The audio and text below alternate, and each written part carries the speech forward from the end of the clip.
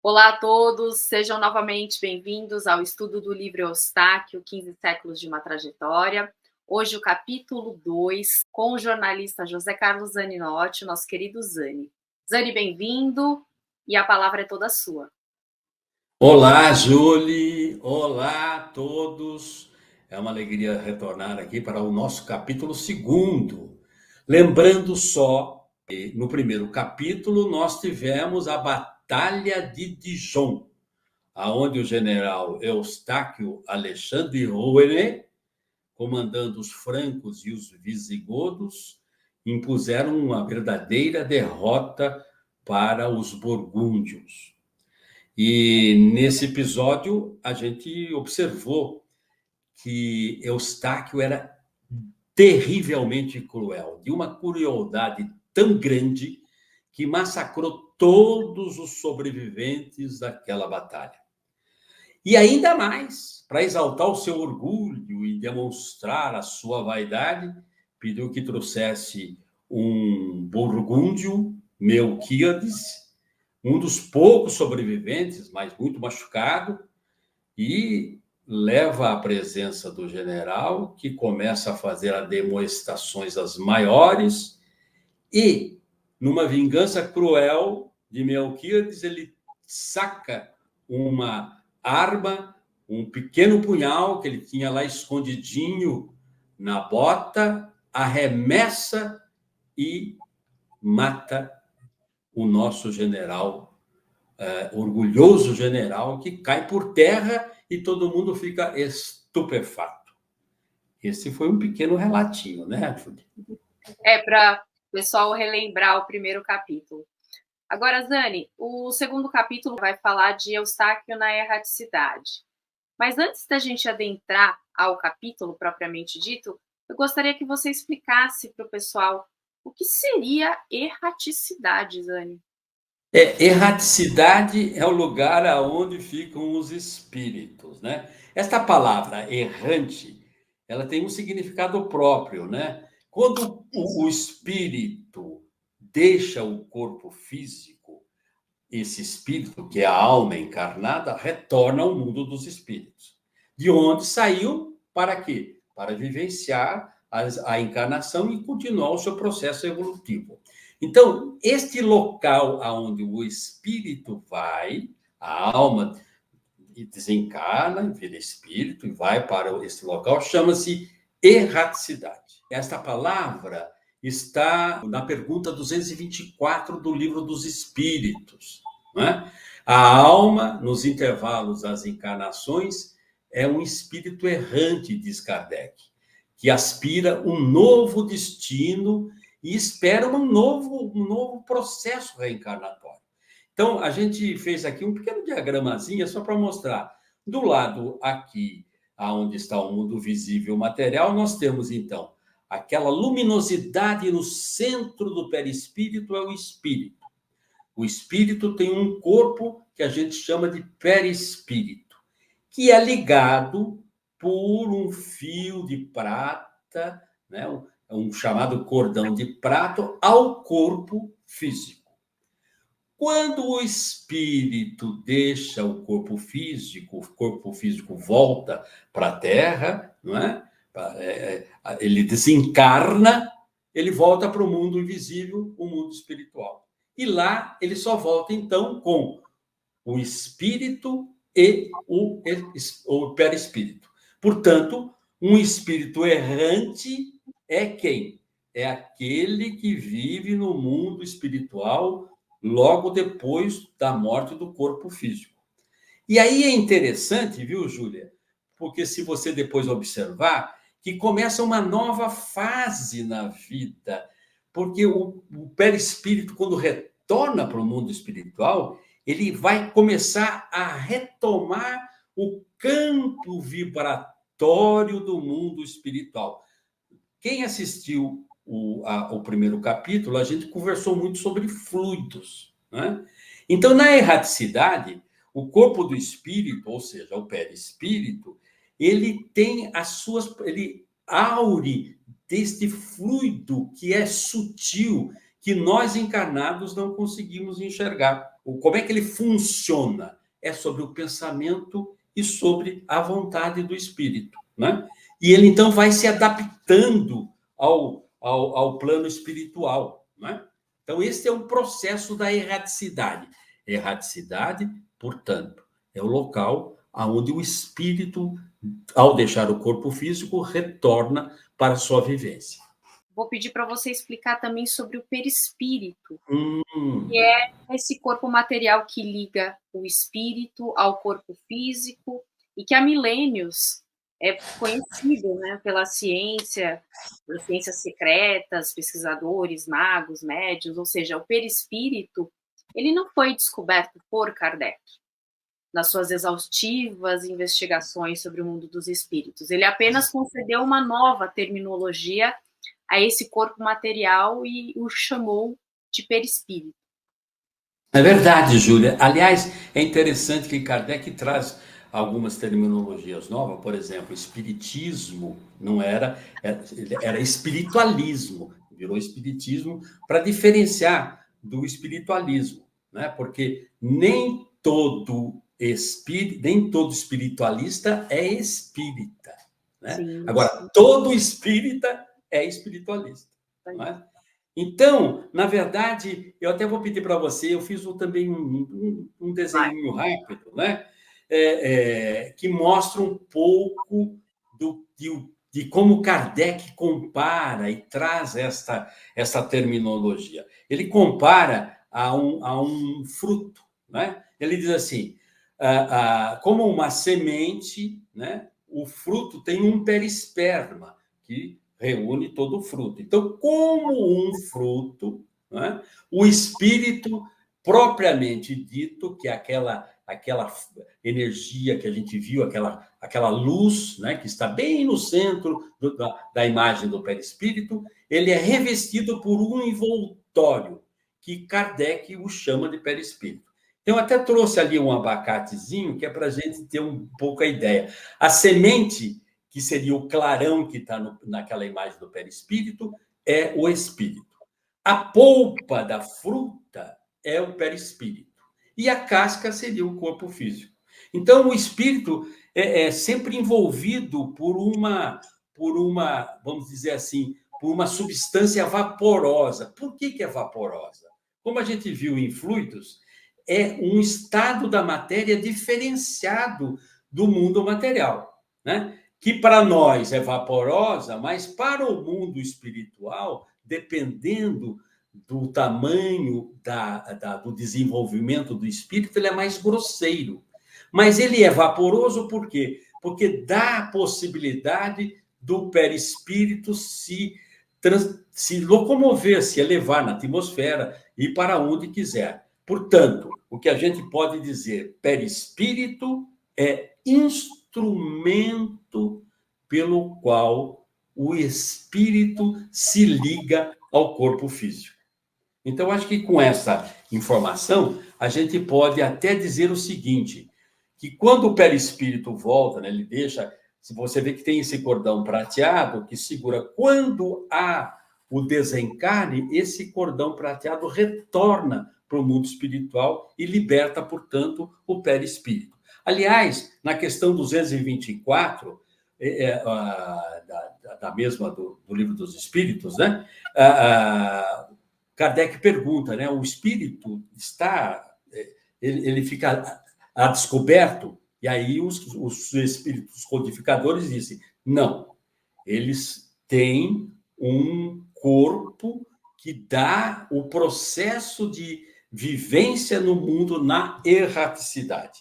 Então, aí pergunta-se o seguinte, mas será que, então, erraticidade é um sinal absoluto de inferioridade? Não.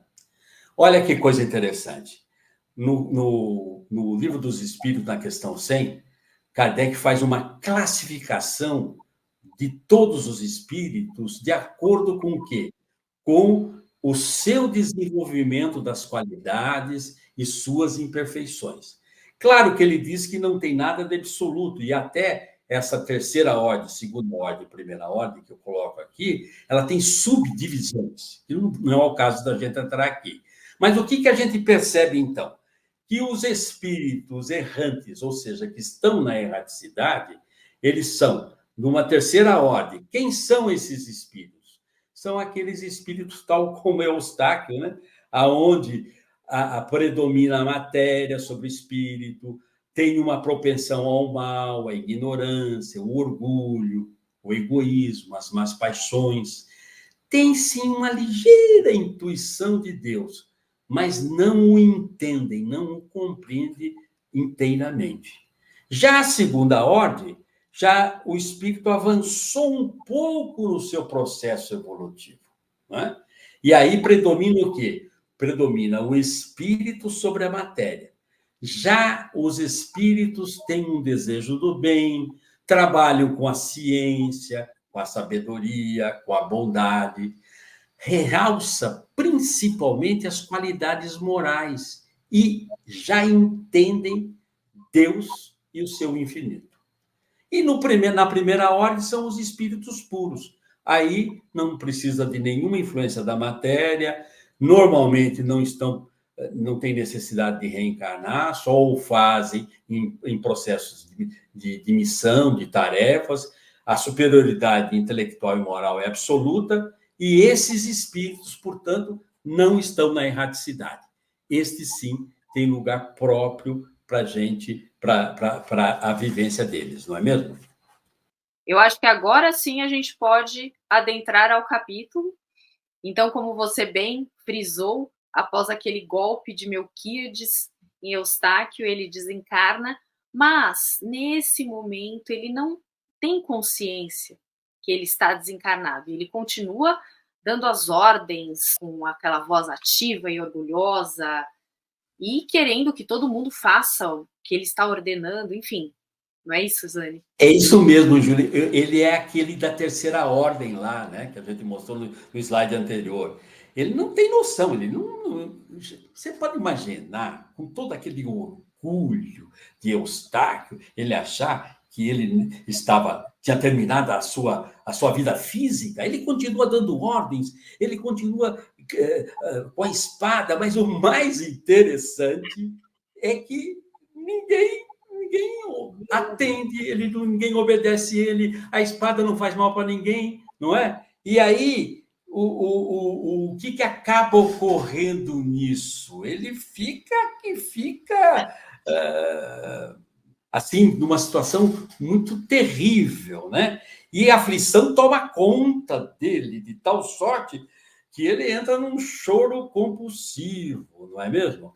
E aí eu até aproveitei para trazer essas esferas espirituais, porque a gente vai falar um pouco das trevas e também mais lá para frente vamos falar do umbral. E a Igorina, que era uma médium muito atuante lá em Minas Gerais, com o Eurípides Barçanufel, ela escreveu esse livro e mostrou para o nosso Chico, mostrando, através de desenho, que ela desenhava muito bem, as esferas espirituais. Então, veja, ela coloca que nós temos 7 esferas espirituais no total. Então, você começa com a subcrostal, ou que seja, os abismos, as cavernas, onde impera mesmo as trevas.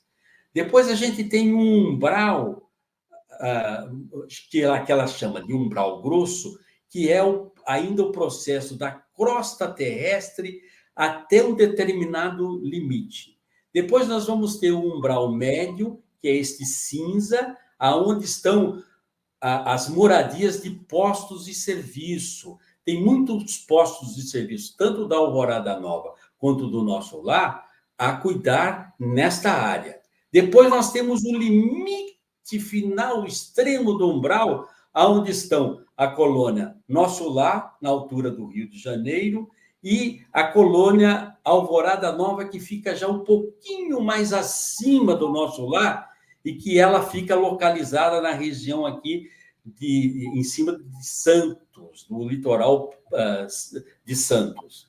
E aí depois a gente vai ver esse no azul, que já são uma esfera onde estão os espíritos encarregados da arte, da cultura, nesta outra, que é o amor universal, que é onde os espíritos que já sublimaram os sentimentos, e na última são os espíritos que trabalham com as diretrizes da nossa vida planetária, né? Dirigida, claro, por nosso grande mestre Jesus, não é mesmo? Então, agora, você veja que quando Eustáquio sente que ele está desencarnado, que ninguém mais ouve, ele observa, fala, mas o que está acontecendo? E aí, Júlia, ele percebe que o seu exército, a caravana do seu exército, está voltando para o palácio para encontrar o rei Clovis. E ele consegue ir atrás e, surpresa, o que acontece com ele? Ele enxerga o seu corpo físico com um punhal cravado, né? E aí, imediatamente, volta na sua mente, no seu pensamento, o quê? A cena em que ele é assassinado, né? Aí, diz o autor, ele cai de joelhos e um grito atroz solta para o ar. E aí, o que acontece? Os seus amigos das trevas estão lá. Eustáquio não imaginasse que ele tivesse, não é, assim, morto no plano físico, na espada, isso que nós vimos. Porque quando ele dá esse grito, este urro de desespero, né, vem a falange do cavaleiro das trevas. E o que faz? Eustáquio, você já não pertence mais ao mundo dos vivos, Eustáquio. Sabe aonde você está, Eustáquio? Você está no mundo da erraticidade. Você agora me pertence. Eustáquio fica estarrecido. E o que faz esta falange? Pega o Eustáquio e leva para o castelo. Nesse meio tempo, as tropas estão chegando, vai uma tropa avançada avisar o rei Clovis que o grande general tinha sido morto. E contam a verdade para o rei, que tinha sido assassinado porque deixara-se levar por orgulho e teria se aproximado demais de um burgúndio que o assassinou. Clovis fica revoltadíssimo. Como meu general ser morto por um mísero, um medíocre, um insolente burgúndio? E aí o que Clovis faz? Dá uma ordem severa. Nunca o general teria sido morto desta forma. Ele morreu na batalha. Ele é um herói. E determina que seja, portanto, a partir desse instante, dito que o general morreu em batalha numa luta feroz. E aí a gente vê, né, Júlia, como o orgulho predomina, né? O rei tinha uma aparência a demonstrar. Ele jamais poderia dizer que o seu general foi morto desta forma, não é mesmo? Não é? Jamais. Então, não é? Jamais, não é? Então, o que acontece? Nesse meio tempo, voltam-se lá para a caravana que está trazendo o corpo do general morto, não é? Dá-se a ordem, e nesse meio tempo a esposa fica sabendo e vai até o rei Clovis. O nome dela é Patrícia. Vai ela e seu filho Guilherme. E exige, então, uma vingança. O filho, então, Guilherme é uma figura muito, muito parecida com Eustáquio, né? Revoltado, cruel, né? E já diz para o rei, não, nós queremos vingança, vingança. O rei consegue segurar um pouco a história, mas o seu pensamento de Guilherme é tão intenso que começa a atrair forças negativas, e inclusive da falange, que estava já presente no palácio com o espírito de Eustáquio. E aí Guilherme já fica pensando, olha, mas eu sou filho dele, eu posso ser o general. Não estava preocupado com a morte do pai. O que ele queria era assumir o lugar do pai, né? Então você percebe, isso é que é interessante, Júlia. Olha como o processo de sintonia que nós vimos também no episódio anterior, como ele é importante. Porque a partir desta sintonia, espíritos que estavam ali, né, vicejando, correndo ao lado do palácio, e mais a falange, já liga imediatamente para trazer aquela atmosfera fluídica, pesada, em que o rei Clovis precisa até usar de uma certa força para dizer, calma, nós faremos uma homenagem de herói para o seu pai, para Eustáquio, ele será tido como grande herói desta batalha. Então, você veja que...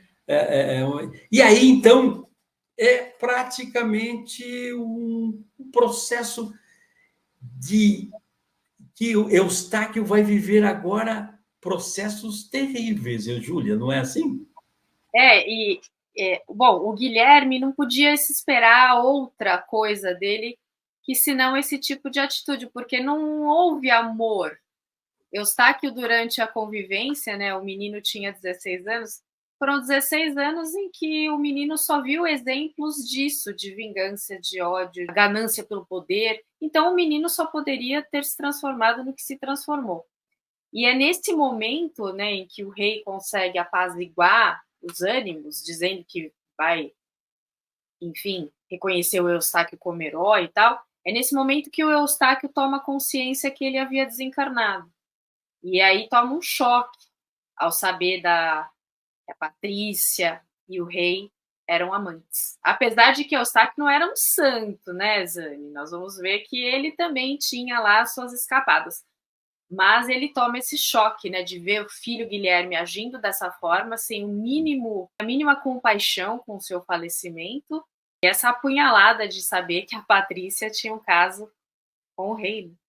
E você veja a perversidade da falange do espírito das trevas, né? Ao levar o Eustáquio ali e demonstrar e perceber tudo isso, Eustáquio toma um choque realmente, e aí ele percebe que tudo que ele fez pelo rei, tudo que ele lutou pelo rei, toda a fidelidade que ele tinha com o rei, porque atendia o rei em todas as circunstâncias, de nada serviram até para manter a dignidade do seu casamento. E como você disse, não porque ele também fosse um espírito que tivesse tido problema sério, ele também era adúltero, né? Muito. Né? Sim.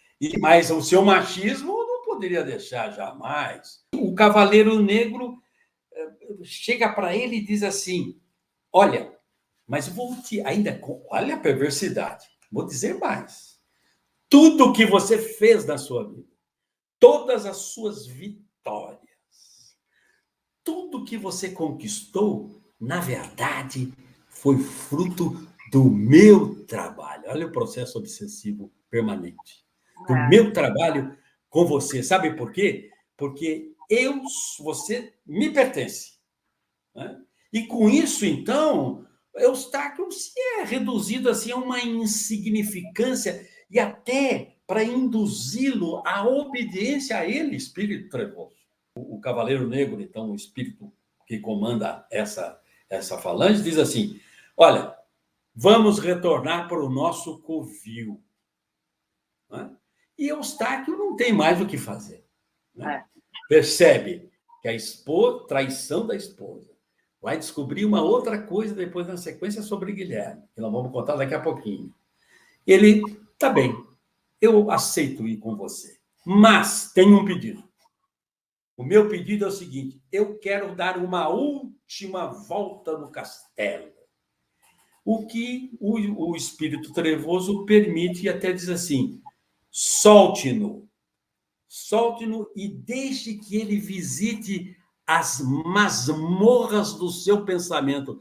Sabe que é aquele, o seu eu profundo, lá no fundo, lá subjugado, lá embaixo? Então, Eustáquio vai visitar o castelo e aí sim, ele descobre que, além da traição, Guilherme não é seu filho, é filho da relação de Patrícia com o rei. Ah, você pode Aí, imaginar a vingança, o ódio. E aí, então, termina esse capítulo com este último episódio, o ódio, a vingança, que você vai ver depois na terceiro capítulo, que não serei eu, mas que outro bom orador trará para aqui para a gente estudar esta saga de 15 séculos de Eustáquio, não é assim? Osane, e enquanto o Eustáquio vai dar essa volta no castelo, ele tenta escapar dos Isso domínios é verdade. do Mas Cavaleiro Negro e da sua falange, mas ele não consegue, pois ele está preso através de um cordão negro. O que seria esse cordão negro que prende então, Eustáquio? então, Júlia, eu acho que aqui é o seguinte: o cordão prateado, na verdade, é a ligação do espírito e perispírito com o corpo físico. Me parece que o autor aqui coloca este cordão e diz que é uma substância muito ruim. É só um cordão, que ele chama de cordão, que me parece ser uma matéria viscosa, que ele diz que é viscosa, que é ligada ao pensamento do da falange com o Eustáquio para não permitir que Eustáquio fique livre. Então é somente uma. Ele não seria. Não, a gente não poderia classificar ele como um cordão prateado. E sim um visgo, um liame que liga pelo pensamento da falange, comungado com o pensamento de Eustáquio, pela sua reciprocidade, né? E cria-se uma espécie de algema mental da qual o Eustáquio não consegue se desfazer. Né? Ele diz assim: tem um aspecto negro, viscoso, um reflexo do perispírito de ambos que estão ali ligados por este processo que a gente percebe assim: nós somos o que plasmamos, Júlia. Né? Eustáquio está aprisionado mentalmente por essa corrente, que só pode se libertar depois com a ação de bondade e tal, que isso é lá para frente, né? E, na verdade, a gente escolhe o quê? As nossas companhias. E ficamos como que amalgamados, algemados. Na verdade, é assim: plantamos e colhemos. E a nossa colheita é resultado daquilo que nós agimos. Nós escolhemos as nossas companhias. No caso de Eustáquio, ele muito bem escolheu as companhias pelo seu excesso de ódio, de raiva, de vingança, de massacre, não é mesmo? Então ele estava vinculado, jungido por esse cordão negro à falange que não permitiria que ele fugisse do palácio e o levou para as trevas. Né? E é importante frisar também, Zane, que esse Cavaleiro Negro, ao qual ele está preso, ele surgiu na vida de Eustáquio muito antes dessa reencarnação em que ele é Eustáquio Alexandre Rouanet. Nós não sabemos em que momento, mas com certeza foi proveniente de pactos anteriores que Eustáquio deve ter feito na erraticidade com esse Cavaleiro Negro. E esse Cavaleiro Negro o acompanhou nessa encarnação como Eustáquio, como você bem disse, sugerindo batalhas, vinganças e quaisquer outros sentimentos menos nobres. Você percebe assim, se a gente só, a título de ilustração, lembrar um pouco de André Luiz, no Nosso Lar, que ele ficou no umbral, ele ficava jungido àquela atmosfera fluídica. Na verdade, Eustáquio e o Cavaleiro Negro têm vivências anteriores, e olha, não percam, porque vocês vão ver essa revelação nos próximos capítulos, né? Ele está jungido, por isso que esse cordão é uma espécie de algema que ele, né? A André Luiz até diz assim, né? O pensamento cria ou algemas que nos prendem às nossas ações deletérias, ou ganhamos asas de liberdade quando agimos bem. Então, o nosso Eustáquio tinha ligações anteriores, e nessa atual, onde ele começa, a partir da Batalha de Dijon, o Cavaleiro Negro, quando ele diz assim, vamos retornar ao covil, é exatamente o processo em que eles têm pactos anteriores e que vão, portanto, se deleitar deste processo da terceira ordem, né? Aquela ordem e ir lá para as trevas, né? Essa pergunta, né? Quando a gente desencarna, a gente vai aonde a gente tem as nossas afinidades. E o Kardec pergunta: tem um lugar circunscrito no universo destinado às penas e gozos dos espíritos, mais ou menos dando intuir assim, tem céu e tem inferno, né? Está no 1011. E aí, olha que os espíritos respondem: as penas e os gozos, portanto, as nossas dificuldades e as nossas alegrias são inerentes aqui ao grau de perfeição dos espíritos.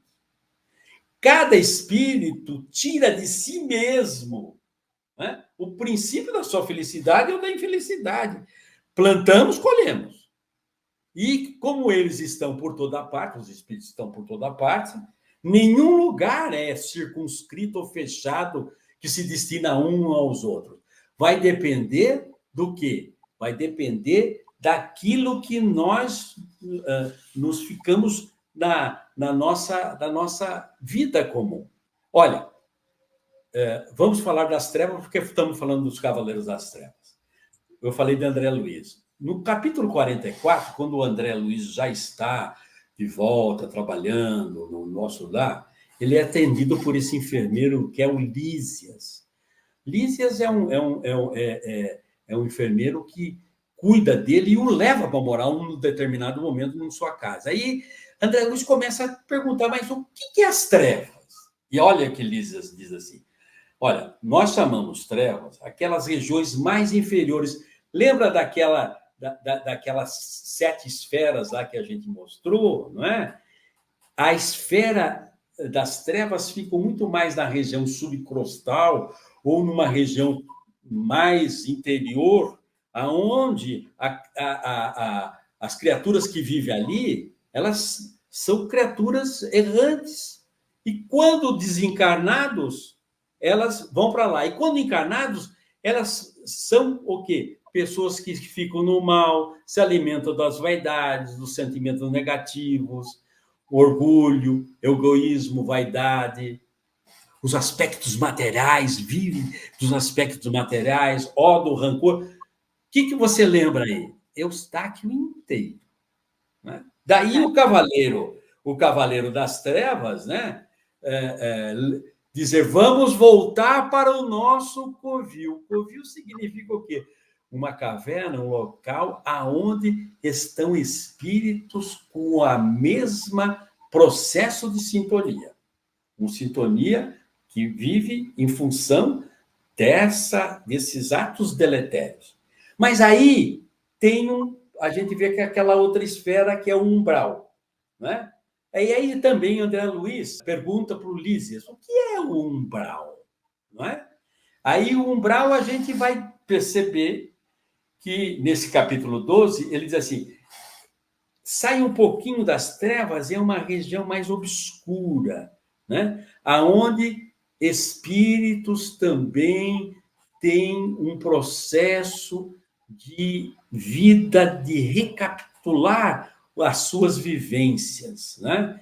E ele diz assim, começa na crosta terrestre e vai até, segundo Lísias, 200 quilômetros para cima, na região nossa da atmosfera terrestre, está o umbral. E para que serve o umbral? Olha que coisa interessante, Júlia. Coloca o próximo slide. Eu gosto muito dessa explicação que é dada pelo nosso querido Lísias. Olha, quando a gente reencarna com qual objetivo? Com o objetivo de evoluir. Então, a gente renasce no planeta trazendo todas as nossas eventuais situações, que ele fala assim, somos portadores de uma roupa suja para lavar no tanque da vida humana. Então, a gente volta aqui, a gente traz um corpo, né? Um corpo causal. O que é o corpo causal se não é o resultado das nossas experiências anteriores que estão arquivadas no nosso perispírito? E aí a gente tem que vir e trabalhar com as nossas próprias mãos para avançar. Mas acontece que quando a gente se reencarna, a gente tem um esquecimento do passado. Por quê? Porque temos o livre-arbítrio e temos condições de continuar vivendo. Aí, o que acontece? Ao invés da gente lavar a roupa suja, ou seja, ao invés da gente tirar todas essas situações deletérias, a gente acaba contraindo novos laços e vai ampliando a nossa roupa suja. E aí, o umbral tem um papel fundamental, porque para que a gente possa evoluir, é preciso a gente limpar isso. E o umbral funciona como um local de esgotamento desses resíduos mentais, porque a gente acha que o umbral é uma coisa ruim para a gente, mas não é isso. Aí ele fala, olha que coisa, que frase de vida. É onde no umbral a gente vai pagando a prestação, o material deteriorado das ilusões que adquirimos por atacado nas outras encarnações e nas encarnações presentes. Por quê? Porque a gente, quando esquece, tem o esquecimento do passado, a gente às vezes esquece de saber que a gente está aqui encarnado como uma oportunidade evolutiva, né? Veja o caso de Eustáquio, né? Eustáquio, né, já tinha lá uma roupa suja bastante grande. Vem para cá, o que ele faz? Contrai novos laços. E aí, então, ele vai... Só que ele ainda vai para um lugar pior, ele vai lá para as trevas, porque vai ter que começar o quê? Trabalhar para a limpeza desse seu processo, que será através do quê? De várias outras encarnações. São 15 séculos para Eustáquio limpar um pouquinho a sua roupa suja, não é mesmo, Júlia? É isso mesmo, Zânio. Eu queria até repetir, porque eu achei essa parte muito, muito importante. O umbral funciona como uma região destinada ao esgotamento dos resíduos mentais, onde se queima prestações, o material deteriorado das ilusões que adquirimos por atacado, ao menosprezar a sublime oportunidade da existência terrestre. E é o que você comentou, é o que exatamente acontece com Eustáquio, que acontece com muitos de nós. E nós esquecemos, quando reencarnamos, esquecemos o passado, porém, pelo orgulho, egoísmo, materialismo em excesso, como aconteceu com Eustáquio, adquirimos novos débitos. É o que mostra nesse capítulo, né? Que o Eustáquio ainda não despertou. E Júlia, se você observar, além do Eustáquio, observa como o André Luiz precisou do umbral 7 anos para lavar a roupa suja que ele tinha, quer dizer, para, vamos dizer, limpar as suas imperfeições mais difíceis, né? Para poder, com um ato de amor, chamar a equipe salvadora, que o levou ainda para o nosso lar, para um novo processo de lavagem de roupa suja, não é? Agora, vários processos mais de limpeza. Muito, muito. É um processo que eu acho que é interessante a gente entender isso, porque quando a gente fala é comum no meio espírita, principalmente. Ah, você vai para o umbral, viu? É, Não, o umbral é um local adequado para que nós possamos limpar as nossas imperfeições para continuidade de processo evolutivo. né? Senão a gente não consegue, Zane, galgar novas reencarnações com novas provas para evoluir uma perfeição. É verdade, é verdade. Agora, você então percebe que o orgulho, não é? É um processo sério para Eustáquio, né? A grande chaga da humanidade, né? O orgulho e a vaidade. Então, Egoísmo. se a gente pudesse fazer, então, agora uma reflexão desses capítulos iniciais, a gente percebe o seguinte. Primeiro, que eu acho que esta obra tem um condão maravilhoso. Mostra com muita nuance, com muita verdade, que a vida continua após o desenlace do nosso corpo físico. A vida continua, né? Destruído, mais ainda, destruído o corpo físico, acabado o corpo físico, as sensações no perispírito se tornam normais, né? Eustáquio, por exemplo, via, ouvia, sentia, através do quê? Do seu perispírito, né?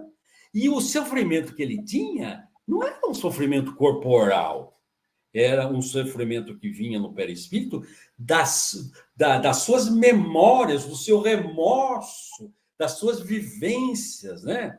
Então, era no seu sentimento íntimo que ele sentia tudo. Olha, você pode imaginar a dor de um adultério, de uma traição, né? A fidelidade do rei que era, ao invés de receber as benesses desta fidelidade, ele recebe o que? A dor de uma traição e mais, saber que o seu filho não era seu filho, era filho de uma relação espúria da sua esposa. E aí entra um processo complicado, que é o processo de ódio e desejo de vingança.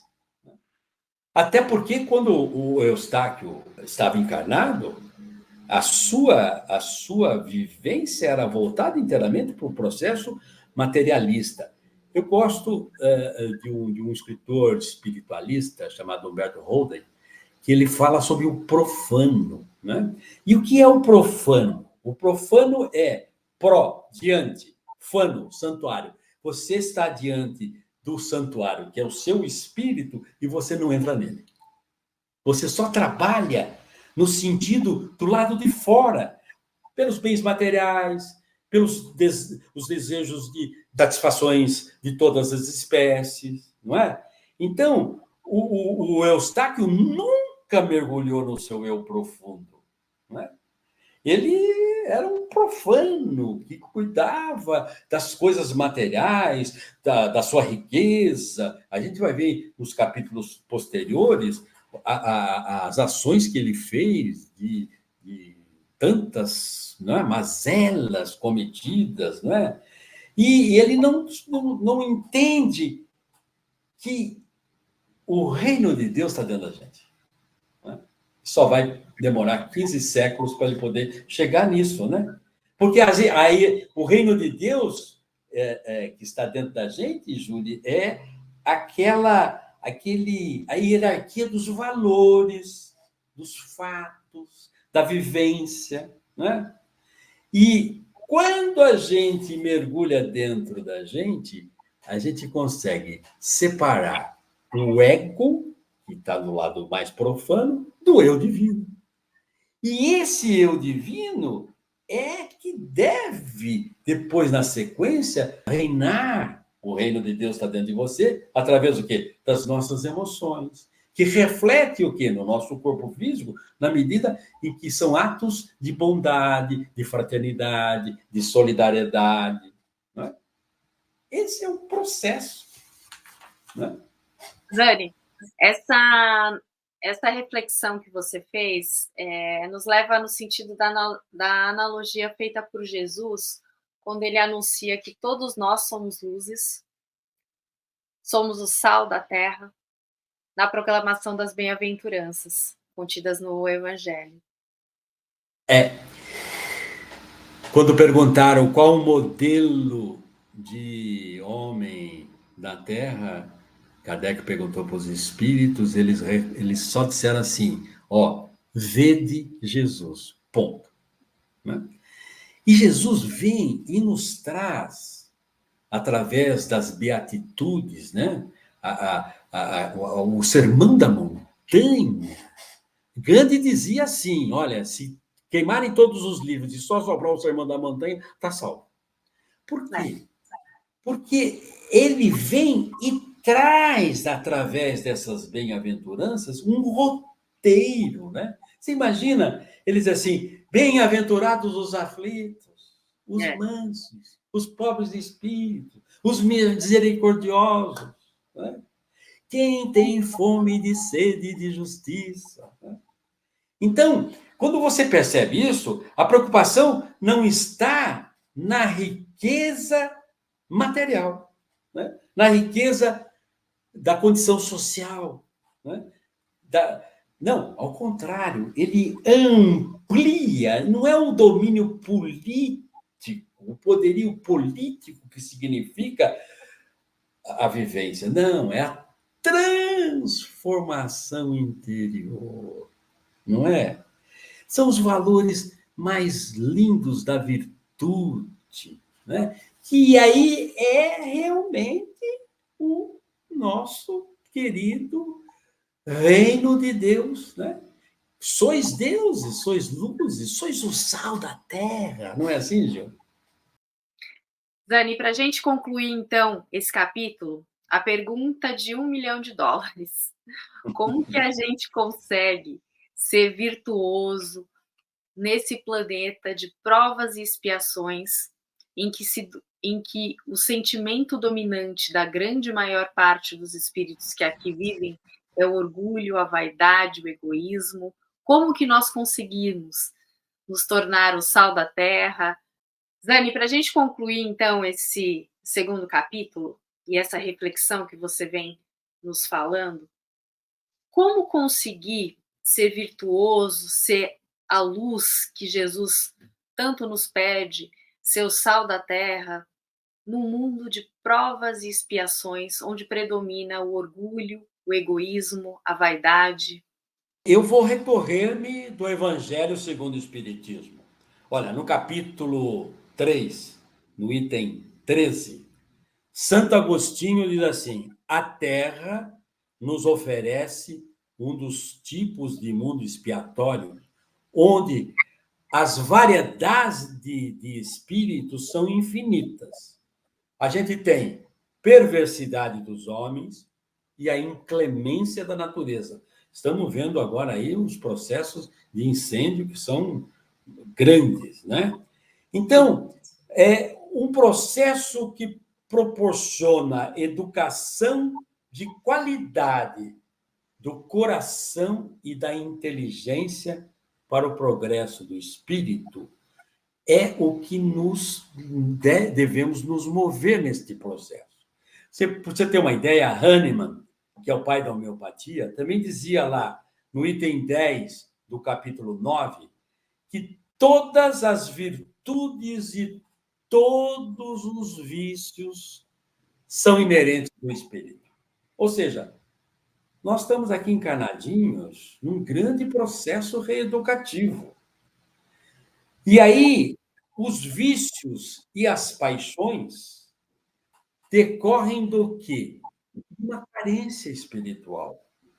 Demonstram até uma certa falta de vivência espiritual, de uma ignorância espiritual, aonde às vezes nós vivemos e comprazemos no quê? Naquelas coisas que são efêmeras, as coisas materiais. Então, para que a gente possa trabalhar nisso, modificar esse esforço de dedicação, né? Agindo com equilíbrio, né? Para quê? Para que a felicidade não se transforme num bem inatingível. Né? E como é que a gente faz isso? libertando-se dos vícios e das paixões. Fácil, não é. Mas é o nosso processo. É isso que Jesus diz assim: precisa tornar o sal da vida. Por quê? Porque o sal é semelhante ao mineral que dá sabor aos alimentos. Então, quando a gente vive com alegria, com amor, a gente tem sabor da vida, não é? E aí isso significa o quê? Significa sinalizar que aqui na Terra todos nós somos chamados a viver com a mais ampla natureza dos espíritos, de características opostas, para quê? Para que nós possamos despertar sentimento de solidariedade, de fraternidade, de amor, de sabedoria. Não é assim? Então, a virtude não é ser severo e lamentoso, nem repelir e condenar os prazeres que as condições humanas nos permitem. Não! As ações requerem elevar o nosso pensamento até o Pai e pedir que o Pai nos dê a condição de impulsionar a boa obra. Não é? E para viver em harmonia com os espíritos, sob o olhar do Pai, esse olhar compassivo, amoroso, né? Não é necessário a gente ter só sofrimento, só martírio, só culpa. Não, não, não, não. É preciso o quê? Que nós possamos sempre viver como homens e mulheres do nosso tempo, com as nossas vicissitudes, né? Mas sabendo que Deus está presente. Né? Deus está aqui e nos proporciona a felicidade de estar vivenciando, reeducando, recaminhando com equilíbrio para o processo evolutivo. Eustáquio vai levar 15 séculos para entender esse processo. Né? Daí a importância da gente estar estudando essa obra. Né? E isso é que eu digo, esta obra nos mostra que a vida continua, que a gente tem condições de reformar os nossos atos deletérios, mais do que isso, que possamos ser, sim, co-criadores da obra do Pai, no sentido do amor fraternal. A vida, o universo precisa de amor, Júlia. Não é assim? De amor. Eu acho que com isso a gente fecha essa nossa participação desses 2 episódios, que para mim foi uma alegria muito grande. Com certeza, Zane. Eu queria até repetir essa partezinha final aqui. A virtude não é ser severo e lamentoso, em repelir e condenar os prazeres que as condições humanas nos permitem. Porque muita gente diz o seguinte: então eu só vim para sofrer, a vida é um sofrimento, um atrás do outro. Não, não é assim.